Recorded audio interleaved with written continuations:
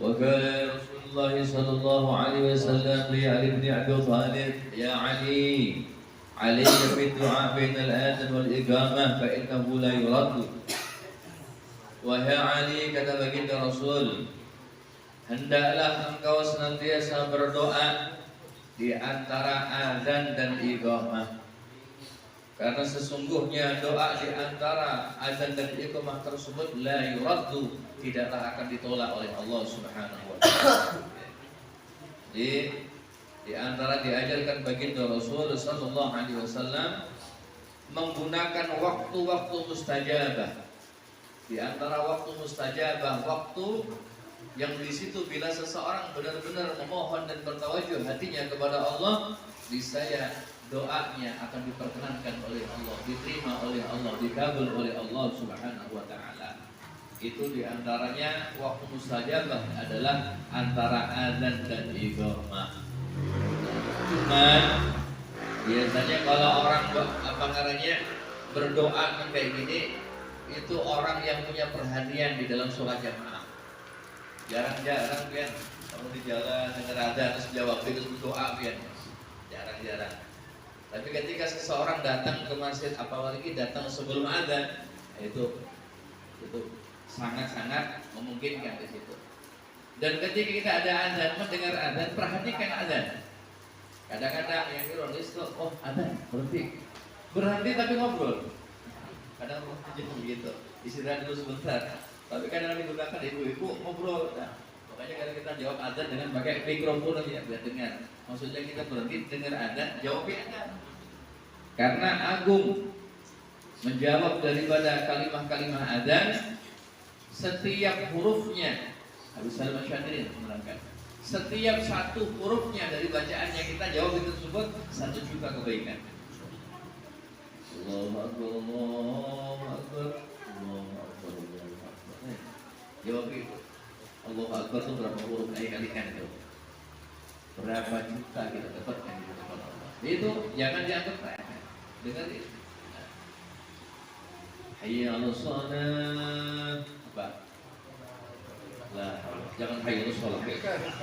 Jawabannya sama dengan saja. La haula wala quwwata illa billah. Itu. Sampai selesai, kemudian Allahumma rabb hadhihi ad-da'wati tammah, itu sampai selesai. Orang yang baca bacaan ba'dal adzan, Allahumma rabb hadhihi ad-da'wati tammah sampai selesai, kata Rasul, siapa yang baca setelah adzan dengan bacaan tersebut wajibat syafaati, maka dia wajib dapat syafaat, kata Rasulullah. Nah, habis itu pian doa. Di antaranya diajarkan ulama salaf apa?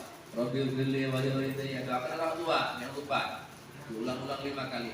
Rabbil firli wa li walidayya, Rabbil firli wa li walidayya, Rabbil firli wa li walidayya, Rabbil firli wa li walidayya, Rabbil firli wa li walidayya, warhamhuma kama rabbayani shaghira. 5 kali lalu dilanjutkan belakang. Orang yang baca 5 kali ba'dal adzan daripada doa tersebut, maka ia dihitung digolongkan anak yang berbakti, walaupun jawiyahnya tidak lebih berbakti sebenarnya.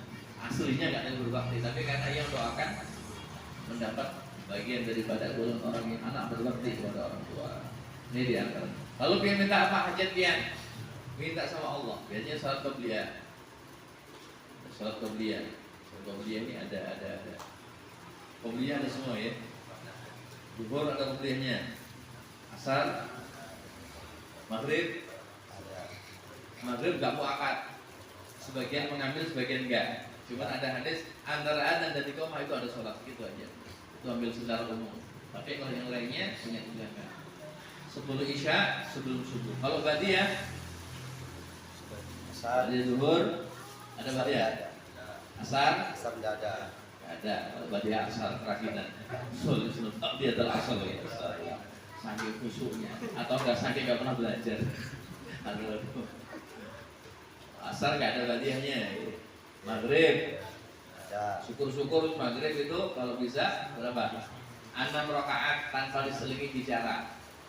Siapa orang yang sholat sunnah 6 rakaat ba'dal maghrib tanpa diselai dengan bicara urusan dunia, maka ia mendapat pahala seperti orang ibadah selama 12 tahun.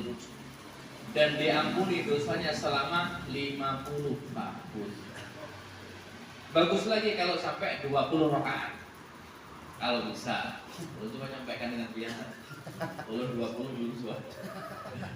Cuma ada begitu. Ini sholatul awwabin, sholatul awwabin. Ba'da isya ada badiahnya. Kalau bisa lagi 4 rakaat ini. 2 rakaat salam, 2 rakaat salam. Terserah apa salatnya. Ada riwayat siapa orang yang salat 4 rakaat ba'da isya'ul akhir, maka seolah-olah dia salat di waktu malam Lailatul Qadar. Ya, salat. Atau salat ba'da isya 2 rakaat. Habis itu salat apa saja? Intinya salatnya begini. Siapa yang salat 4 rakaat setelah isya'ul akhir, berarti salatnya bebas ya. Salat ba'diyah isya 2 rakaat, salat hajat 2 rakaat boleh. Sebab yang penting 4 rakaat. Itu ada hadisnya demikian. Jadi kemudian kita berdoa di antara adzan dan iqamah, gunakan kita memohon kepada Allah. Pokoknya di antara sebaik-baik permintaan apa? Apa? Sebaik-baik permintaan. Berapa? Di antara permintaan, di antara yang terbaik, di antara diajarkan yang apa? Permohonan ampun. Makanya Subhanal azim kulli dambin. Coba diajarkan. Kalau ada waktu sempit engkau berdoa, bingung apa yang kau minta, maka mintalah ampunan kepada Allah. Karena ketika dosamu diampuni Allah, hajat itu akan dipenuhi Allah Subhanahu wa taala. Jadi kalau waktunya sempit mau doa nih, doa apa? Doa mohon ampun. Istighfar itu termasuk doa. Ya mohon ampun, minta. Makanya biasanya kalau di antara 2 khutbah duduk kan doa. Itu dianjurkan apa? Baca apa? Sayyidul istighfar. Oke, apa? Apa sayyidul istighfar? Allahumma rabbi la ilaha illa anta khalaqtani wa ana 'abduk wa ana 'ala ahdika wa wa'dika mustata'tu 'abduka min syarri ma sana'tu wa ilaika bi ni'matika 'alayya wa dhanbi wa dhanbi fa innahu la yaghfiru dhunuba illa anta. Itu diantara ajarannya dianjurkan. Kalau enggak ya terserah, biar minta apa saja boleh. Minta apa? Allah sugih, Allah sugih. Gak apa-apa, ya boleh sugih boleh. Yang penting sugih yang digunakan untuk di jalan Allah Subhanahu wa taala. Jadi itu gunakan antara adzan dan iqamah untuk meminta berdoa kepada Allah Subhanahu wa taala. Ya Ali, idza da'uta fabsut yadaka had wa sadrika wa la tarfa'ha fawqa ra'sika wa tushiru ila Allah bi sababatik al-yumna. Wahai Ali, jika engkau berdoa maka bentangkanlah tanganmu lurus di dadamu. Nah, jadi kalau bisa tidak terlalu rendah dan tidak terlalu tinggi. Dan janganlah kau angkat melebihi kepalamu. Kadang-kadang ya juga boleh. Ada beberapa riwayat begitu ya. Dan berisyarat kepada Allah dengan jari telunjuk kananmu. Jadi jarinya begini. Yang sebelah kanan jarinya kedua. Berisyarat. Ini menurut versi riwayat yang ada dalam kitab ini Wasiatul Mustafa. Jadi tidak kayak ini, kadang kayak ini, kadang kayak ini juga. Ini terlalu semangat. Bari nggak ada kayaknya. Itu diantaranya begitu. Isyarat dengan ya terus terangkan banyak-banyak. Intinya begitu. Walaupun kita nggak gini, Allah tahu kan kita, tapi kan isyarat menunjukkan kita ini butuh, kita ini ngemis sama Allah, perlu ngemis ya Allah, minta ya Allah, begitu. Allah senang. Allah itu beda dengan manusia. Semakin seseorang meminta kepada Allah, memaksa-maksa kepada Allah, ya, dengan apa istilahnya, tangisan, ya Allah, ya Allah, senang Allah. Kayak anak kecil yang rengek-rengek kita es, ayo mami es Allah. Dikasih nanti, dikasih. Jadi serius gitu, mintanya serius. Jangan minta itu jangan sampai tidak serius. Dikasih syukur nggak biar. Nah ini tidak butuh itu. Kalau minta itu ujuk-ujuk gitu. merasa hati kita butuh benar kepada Allah Subhanahu wa taala, itu adab hati. Dan adabnya kalau pian berdoa apa? Muqinun bil ijabah. Pian yakin diijabahi Allah. Paling enggak dijabah. Nah, seudon sama Allah enggak dijabah tuh. Kalau pian doa yakin Allah bakal ijabah. Jangan ragu. Nah, urusan kapan Allah lebih tahu. Dan bentuk ijabahnya apa Allah lebih tahu. Pengijabahan ini Bapak Ibu hadirin tidak harus sesuai permintaan dia. Allah lebih tahu yang terbaik bagi kita. Kalau dikasih begini sesuai permintaannya kacau ini. Akhirnya nggak dikasih sesuai itu. Dikasih yang lebih baik. Kadang-kadang kita yang nggak sadar, kita nggak paham. Pemberian Allah itu banyak. Ada kalanya begitu. Tapi yang pasti diijabahi Allah. Kalaupun nggak dikasih di dunia, Allah kasih di akhirat, disimpan untuk perbendaharaan kita di hadapan Allah. Dan kelak mereka akan mendapati doa-doa yang tidak diijabah di dunia. Di situ menjadi gudang-gudang daripada pahala yang agung di sisi Allah. Sampai-sampai mereka mengatakan apa? Oh, seandainya doa aku semua nggak dikabulin. Sampai begitu. Mending nggak dikabulin. Nanti ngomong begitu di akhirat. Sekarang ada. Kalau bakal nggak kabul-kabul ya saya minta. Kabul, minta, insya Allah. Ya Ali, la tajhar bi qira'atik wa la bi du'aika haitsu yusalli an-nas fa inna dhalika yusidu salatahum. Wahai Ali, janganlah engkau menyaringkan bacaanmu dan juga doamu sekira ada orang lagi sedang sholat.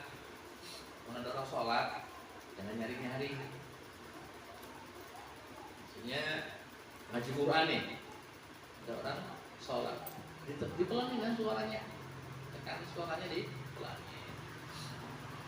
Baik orang dalam masjid lagi sholat, jangan diputar nyaring di dalam, mic di dalam. Itu nanti sholatnya kacau semua, bacaannya nanti nggak kalah-kalah, gugup. Nah, ya. Ataupun doa nyari-nyari, sampai nggak fokus. Orang yang sholat ini nggak fokus, nggak diperkenankan begitu. Ini adabnya begitu. Kalau ada orang yang lagi sholat, kalau kita baca Al-Quran, kita lagi baca zikir atau berdoa kepada Allah, maka pelankan suara. Tapi kalau tidak ada sholat, ya boleh. Kayak gini kan tidak sholat, tadi la ilaha illallah, nyari tidak apa-apa. Nah kalau ada orang kecelakaan sini sholat, nah orang tak bilang sholat-sholat di sini, mulai lanjut. Sholat belakang lain.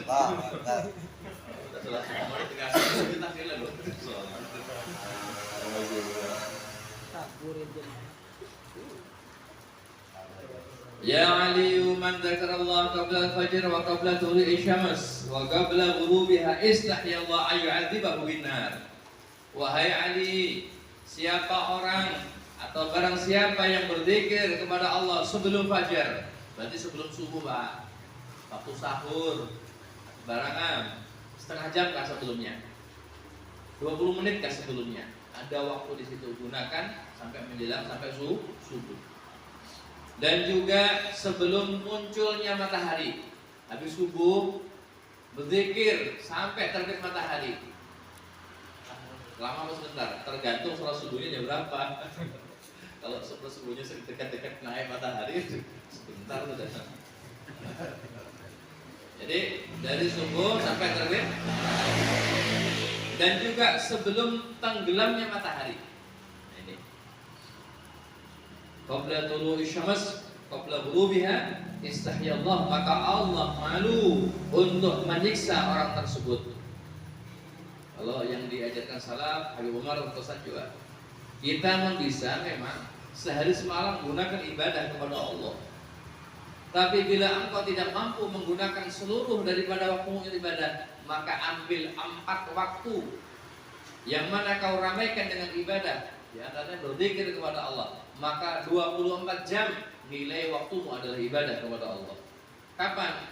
Yaitu tadi sebelum fajar, walaupun 15 menit. Kemudian habis sholat subuh sampai terbit matahari. Lalu sebentar sebelum tenggelam matahari, walaupun hanya sekitar 15 menit.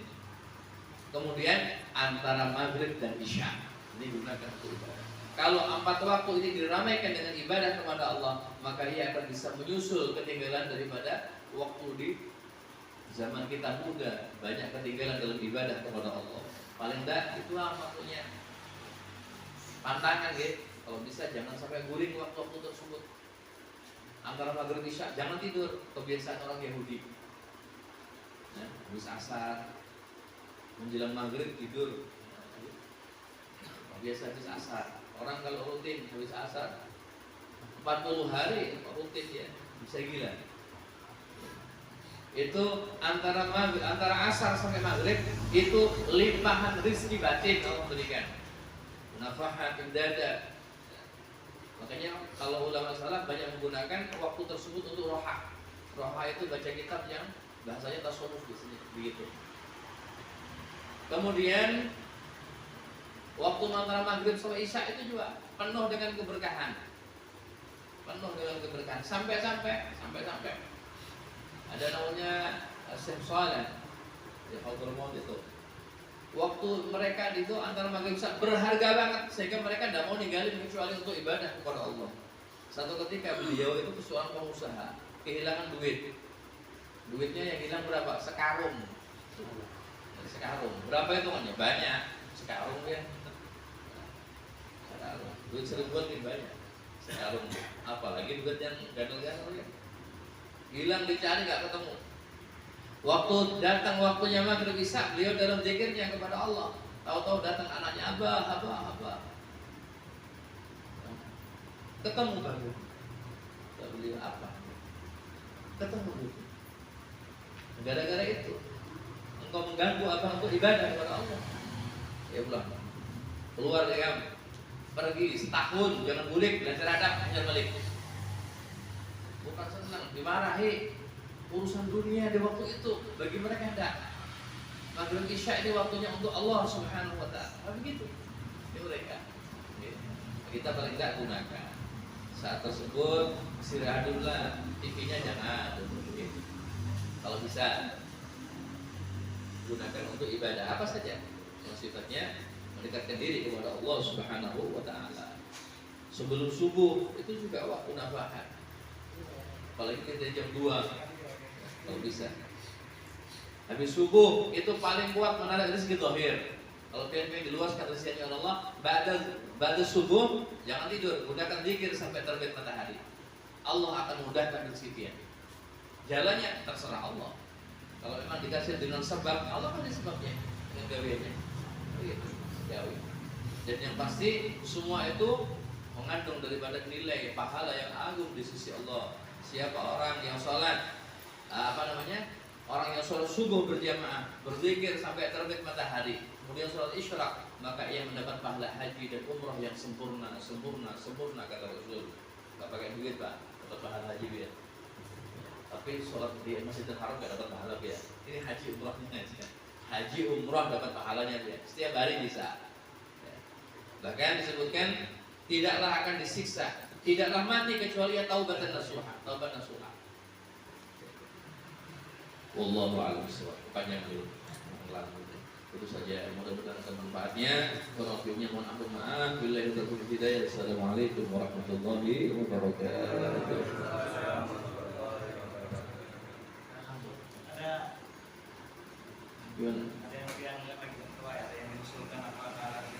Hari ini kita pembukaan game arisan. Sudah saja semua. Berapa orang? Berapa? 67.